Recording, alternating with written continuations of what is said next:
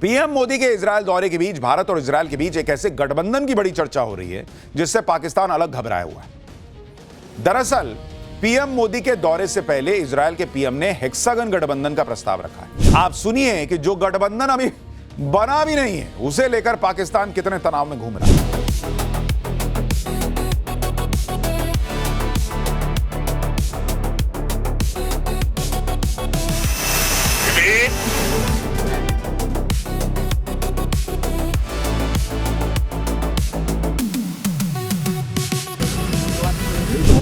PM Modi ने कहा कि उन्होंने नेतन्याहू के साथ कई मुद्दों पर बातचीत की, जिसमें द्विपक्षीय संबंधों को और मजबूत करने पर चर्चा हुई। पीएम मोदी ने कहा कि technology, water management, agriculture, talent partnership पर बातचीत हुई और सबसे अहम बात यह है कि पीएम मोदी और इजरायल के बीच रीजनल डेवलपमेंट्स पर भी बात हुई और बहुत संभव है कि इसमें ईरान को लेकर तनाव पर भी चर्चा हुई। पीएम मोदी की इजरायल दौरे की टाइमिंग बड़ी इंपॉर्टेंट मानी जा रही है, क्योंकि पीएम मोदी ऐसे वक्त में इजरायल के दौरे पर गए हैं जब अमेरिका इजरायल के साथ ईरान का तनाव चरम पर पहुंचा हुआ है, जब ईरान पर हमले के लिए ट्रंप ने सबसे बड़ी फौज उतार दी है, जब अमेरिका और ईरान के बीच कल जेनेवा में परमाणु वार्ता होने वाली है। आप देखिए कि इधर पीएम मोदी इजरायल के दौरे पर गए, उधर अमेरिका ने अपने सबसे घातक फाइटर जेट इजरायल में उतार दिए।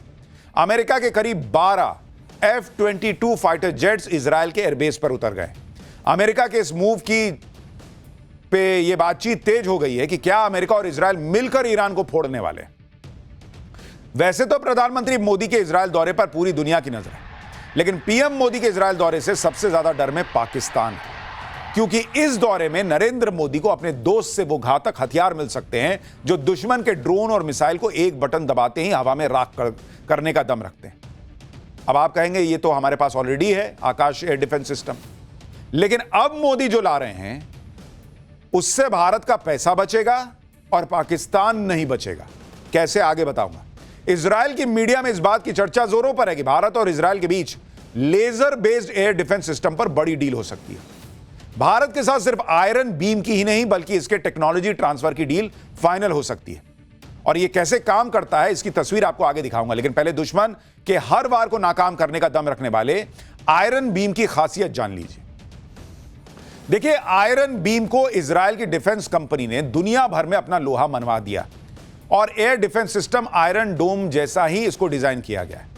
आयरन डोम जहां मिसाइल से दुश्मन के टारगेट को गिराता है, वहीं आयरन बीम शक्तिशाली लेजर बीम मारती है और टारगेट को ध्वस्त कर देती है।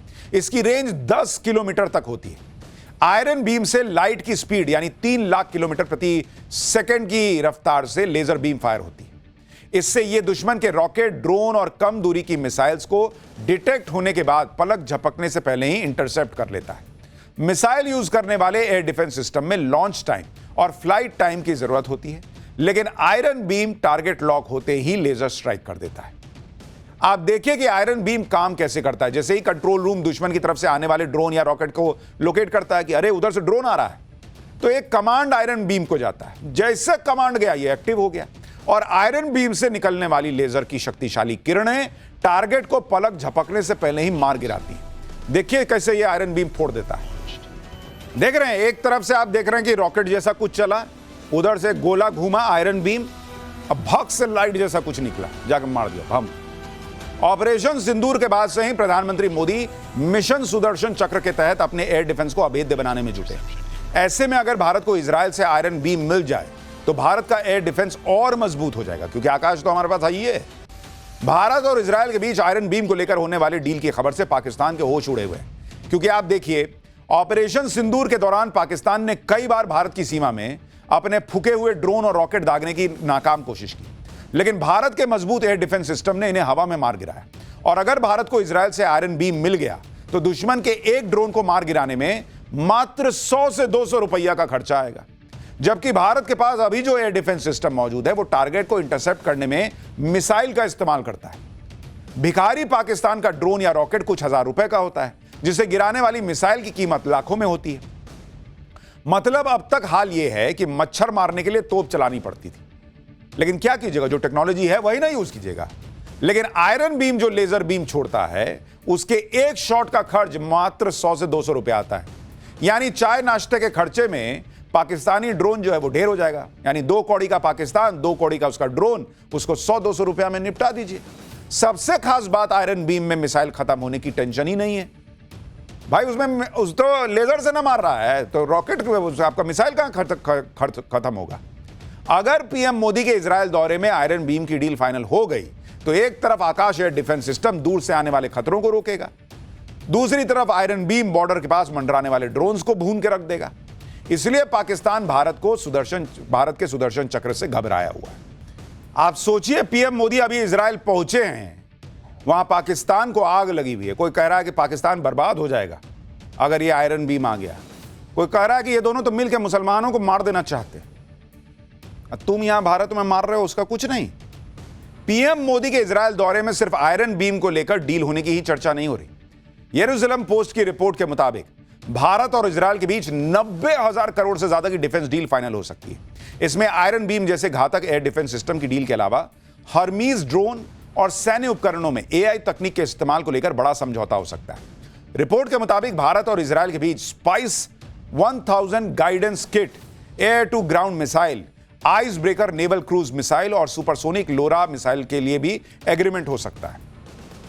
पीएम मोदी के इजरायल दौरे के बीच भारत और इजरायल के बीच एक ऐसे गठबंधन की बड़ी चर्चा हो रही है जिससे पाकिस्तान अलग घबराया हुआ है। दरअसल पीएम मोदी के दौरे से पहले इजरायल के पीएम ने हेक्सागन गठबंधन का प्रस्ताव रखा है। नेतन्याहू ने बताया कि इस गठबंधन के कोर पार्टनर के तौर पर भारत और इजरायल के अलावा ग्रीस और साइप्रस इसमें होंगे। इसके अलावा अरब, अफ्रीका और एशिया के कुछ देश इसमें शामिल हो सकते हैं। मीडिया रिपोर्ट्स में दावा है कि कट्टरपंथी शिया और सुन्नी संगठनों से निपटने के लिए गठबंधन बनाया जाएगा। इस गठबंधन का ऐलान ऐसे वक्त में हुआ है जब इजरायल और ईरान में तनाव चल रहा है, जब पाकिस्तान, सऊदी अरब, तुर्की के बीच अरब नाटो की चर्चा हो रही है। हालांकि इजरायल के इस प्रस्तावित गठबंधन में भारत शामिल होगा नहीं होगा यह अभी क्लियर नहीं है, लेकिन इस गठबंधन के ऐलान भर से ही पाकिस्तान की धड़कनें बढ़ गई हैं। पीएम मोदी के दौरे से पहले ही मंगलवार को पाकिस्तान की संसद ने इजरायल के प्रस्तावित गठबंधन के खिलाफ एक प्रस्ताव पास कर दिया। पाकिस्तान ने इजरायल के इस गठबंधन को शांति भंग करने वाला और कुछ देशों को टारगेट करने वाला बताया। पाकिस्तानी नेताओं ने इसे इस्लाम और इस्लामिक देशों की संप्रभुता पर हमला बता दिया। आप सुनिए कि जो गठबंधन अभी बना भी नहीं है उसे लेकर पाकिस्तान कितने तनाव में घूम रहा है। पीएम मोदी के इजरायल दौरे से कैसे पाकिस्तान में खलबली मची उसका एक और उदाहरण देखिए।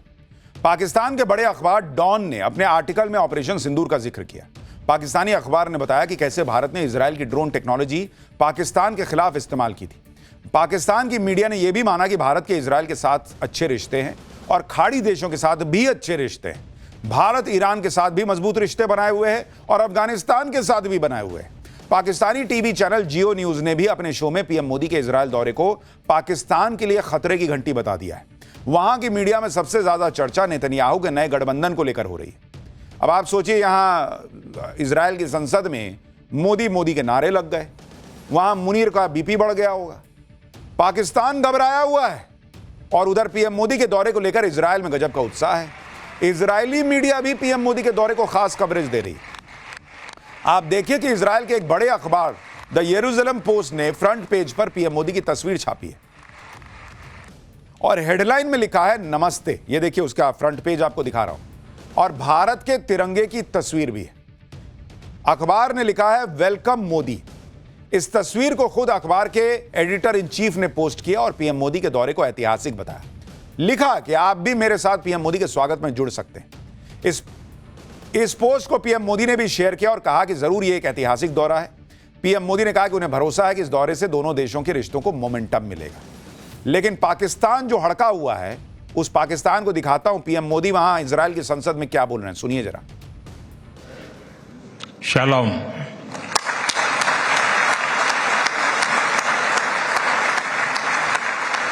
नमस्ते।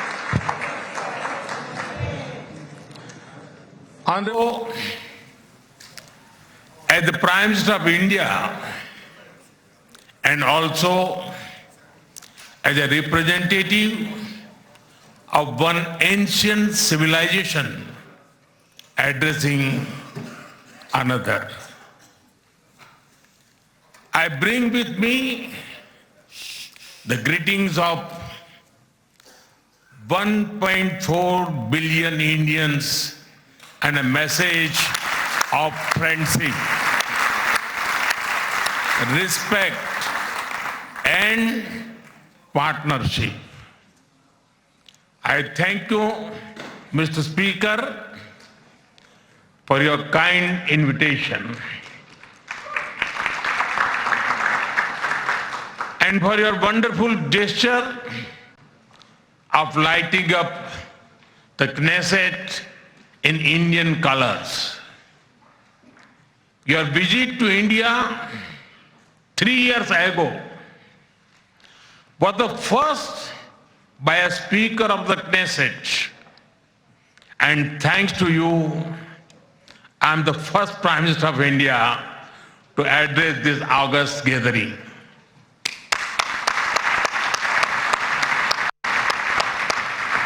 Nine years ago, I had the good fortune to be the first Prime Minister of India to visit Israel.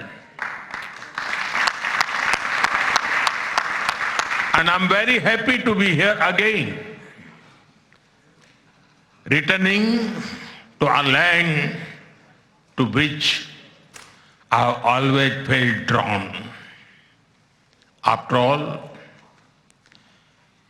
I was born on the same day that India formally recognized Israel, September 17, 1950.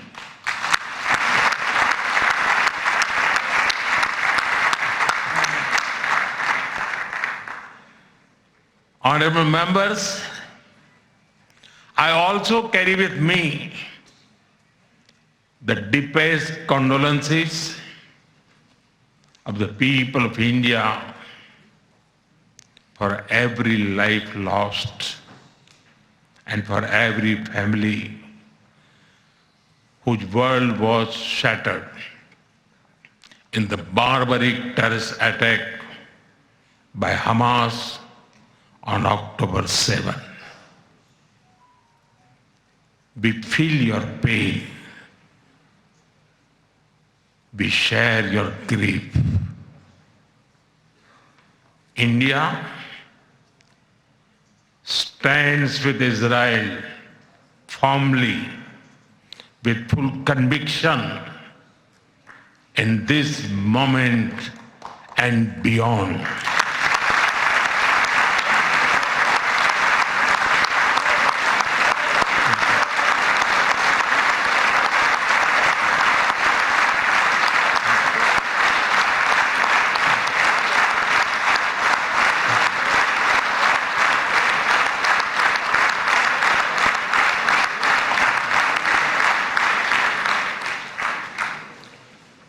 No cause can justify the murder of civilians. Nothing can justify terrorism. India has also endured the pain of terrorism for a long time. We remember the 26/11 Mumbai attacks and the innocent lives lost, including Israeli citizens. Like you, we have consistent and uncompromising policy of zero tolerance for terrorism with no double standards. Terrorism aims to destabilize societies, to block development, and to erode trust. Countering terrorism requires sustained and coordinated global action because terror anywhere threatens peace everywhere.